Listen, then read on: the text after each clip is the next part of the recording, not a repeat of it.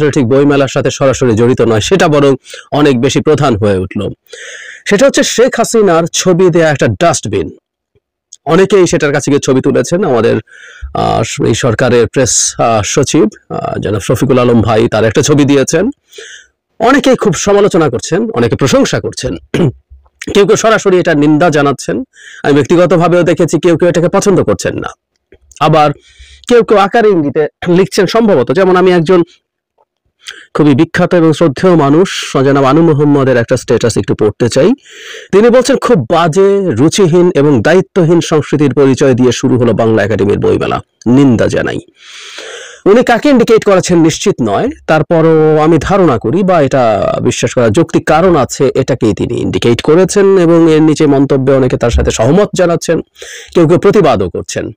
মানে শেখ হাসিনার ছবি সম্বলিত সেই কুখ্যাত ছবি, যে ছবিটা ইনফ্যাক্ট মুছে দেয়া হয়েছিল, পরে আবার সেটাকে আঁকানো হয়, যেখানে তার ছবির ওপরে মানুষের ক্ষোভ প্রকাশ করতে করতে জুতা থেকে শুরু করে রং মেরে একটা বিভৎস রূপ দাঁড়ায়, সেই ছবিটা দেয়া এই ডাস্টবিন। মানে আমরা খুব অবাক হই যে আমরা একটা গণতান্ত্রিক সমাজ চাই, কিন্তু আমরা পৃথিবীতে গণতান্ত্রিক দেশগুলো কিভাবে অপারেট করে, গণতান্ত্রিক দেশগুলোতে কি হয়, সেই জিনিসগুলো খুব ঠিকঠাক মতো জানি না। আমি একটু সরিয়ে রাখি, আমি আসবো এই জায়গায় বা অন্যান্য কোথায় কি হয়। যেমন ধরি আমাদের দেশে দীর্ঘকাল অন্তত একটা চর্চা তো আছে, কুশপুত্তলিকা পোড়ানো, একটা মানুষের একটা মূর্তি বানিয়ে তার মধ্যে একটা ফেস বসিয়ে দেয়া, সেই মানুষটা তারপর সেটা জ্বালিয়ে দেয়া আমরা বহু সময় করেছি। তো আমরা কি বলবো যে ওই মানুষটাকে আমরা ধরে জ্বালিয়ে দিতে চাইছি? বলি না, ওটা একটা প্রতিবাদের ভাষা, গ্লোবালি অ্যাকসেপ্টেড। আমরা গণতন্ত্রের কথা বলছি, ফর গডস সেক। শেখ হাসিনা হতে হবে না। শেখ হাসিনার মতো পিশাচ দানব, মানে একটা পিশাচ দানবের ছবি দিয়ে আমরা একটা ডাস্টবিন বানাচ্ছি, সেখানে ময়লা ফেলছি, সেটাকে যদি আমরা বাজে সংস্কৃতি মনে করি, তাহলে আমাদের গণতন্ত্র বুঝতে বাকি আছে। আমি আবারও বলছি, সরিয়ে রাখি, শেখ হাসিনা না, একটা স্বাভাবিক সরকার, তার বিরুদ্ধে যদি কারো কোনো কারণে ক্ষোভ তৈরি হয়, কোনো একটা গোষ্ঠীর হয়, এটা হয়, একটা গণতান্ত্রিক সমাজে একটা সরকার সবাইকে খুশি করতে পারবে না, কোনো কোনো সিদ্ধান্ত তার বিপক্ষে যাবে। যেমন আমরা ধরি, আমি আসবো হয়তো এটা নিয়ে আলাদাও কথা বলবো, তিতুমির কলেজের স্টুডেন্টরা যা করছেন, সরকার তো কোনোভাবেই আসলে এটাকে বিশ্ববিদ্যালয় ঘোষণা করতে পারে না, সেটা জেনুইন ভালো সরকারও পারে না, কিন্তু তাতে তো তিতুমির কলেজের স্টুডেন্টদের ক্ষোভ হবে। তারা চাইলে এরকম ক্ষোভ প্রকাশ তো করার পথ বের করে নিতেই পারে, তাদের স্বার্থ যেহেতু ফুলফিলড হয় নাই।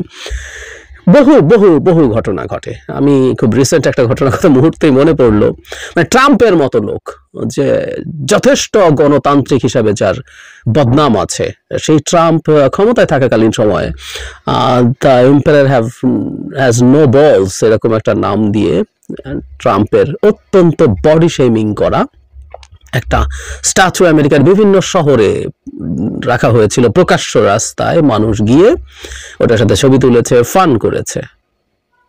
খুবই বাজে রুচি হয়ে গেল, খুবই প্রবলেম হয়ে গেল।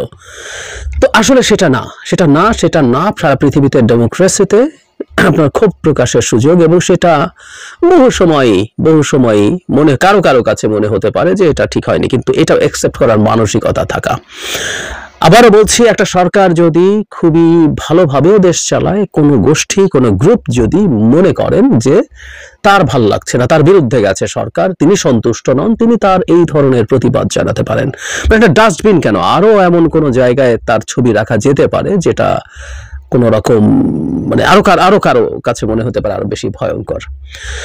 সো শেখ হাসিনার এই ডাস্টবিন সম্পর্কে অনেকে আবার এটাও বলছে এটা একটা লিটমাস টেস্ট হয়ে দাঁড়িয়েছে যে কারা আদতে ভেতরে কোনো না কোনো ভাবে শেখ হাসিনাকে সমর্থন করেন বা কোথাও একটা জায়গা তাদের আছে। এখন এই বাহানায়ও সেটা বেরিয়ে আসছে, কেউ সেটা মনে করে থাকতে পারেন। আমার মনে হয় এটা একটা টেস্টের মতো হতেও পারে। কিন্তু যেটা আমাদের আসলে মনে রাখা দরকার, আমরা শেখ হাসিনার বাংলাদেশে বসবাস করছি না। ভবিষ্যতের কোনো সরকারও, ভালো সরকার, নির্বাচিত সরকার, সেই সরকারও যদি কোনো কিছু করে, মানুষ যদি ক্ষুব্ধ হয়, এরকম একটা ডাস্টবিন বানিয়ে ময়লা ফেলতে পারবে, সে তার জন্য শেখ হাসিনার মতো রিপিট দানব বা পিশাচ হতে পারে না। শেখ হাসিনার মতো দানব বা পিশাচ এই ভূমির ইতিহাসে নাই, বহু জায়গায় নাই। তার একটা ছবি ডাস্টবিনে দিলে সেটাকে অরুচিকর মনে করছি আমরা, সেটাকে আমাদের কাছে খারাপ লাগছে মনে করছি। যে মানুষটা আমাদের হাতে থাকলে, বিচার করলে, অনেকেই বলেন শতবার ফাঁসি তার হওয়া উচিত। ইয়াস, যে ম্যাসাকার তিনি শেষে করে গেছেন, সারা 15 বছর ধরে করেছেন, তার জন্য একটা ডাস্টবিন বানানো খুবই কম বিষয়। এই ডাস্টবিন আমরা আসলে ভবিষ্যতে ক্ষমতাসীন কোনো সরকার বা বাইরের কোনো সরকার যারা যারা কোনো না কোনো কিছু করবেন যেটা আমাদের পছন্দ হবে না, শেখ হাসিনার মতো দানব হতে হবে না, একটা ভালো সরকারেরও বিরুদ্ধে সংক্ষুব্ধ গোষ্ঠী এই কাজগুলো করতে পারবে, কুশপুত্তলিকা পড়াতে পারবে। তখন তো আমরা আওয়াজ করি নাই, অনেকেই পড়িয়েছেন যার বিরুদ্ধে ক্ষুব্ধ আছেন। বাংলাদেশের ইতিহাসের এটা পরতে পরতে আছে। এগুলোকে সিম্বলিকলি নেওয়া শিখতে হবে। কারো যদি অসততা না থাকে, কারো যদি শেখ হাসিনার প্রতি প্রেমও না থাকে, তারপরেও যদি প্রতিবাদ করে থাকেন, তারকে বলবো, এটা আমাকেও আমি বলবো যে এই জিনিসগুলো মেনে নেওয়া শিখতে হবে। এটাই গণতন্ত্র। গণতন্ত্রে এই জিনিসগুলো হয়। গণতন্ত্র পারফেক্ট কোনো সিস্টেম না, কিন্তু গণতন্ত্রের বেসিক কথাটা হচ্ছে গণতন্ত্রে ক্ষোভ প্রকাশের সুযোগ থাকে, মত প্রকাশের সুযোগ থাকে, এবং কখনো কখনো কোনো ক্ষোভ প্রকাশ বা মত প্রকাশকে কারো কারো কাছে বাড়াবাড়ি মনে হতে পারে, কারো কারো কাছে মনে হতে পারে এটা অতিরিক্ত হয়ে গেল, এটা সীমা লঙ্ঘন করলো। তারপরও আসলে সেই জিনিসগুলো মেনে নেয়ার চর্চা থাকতে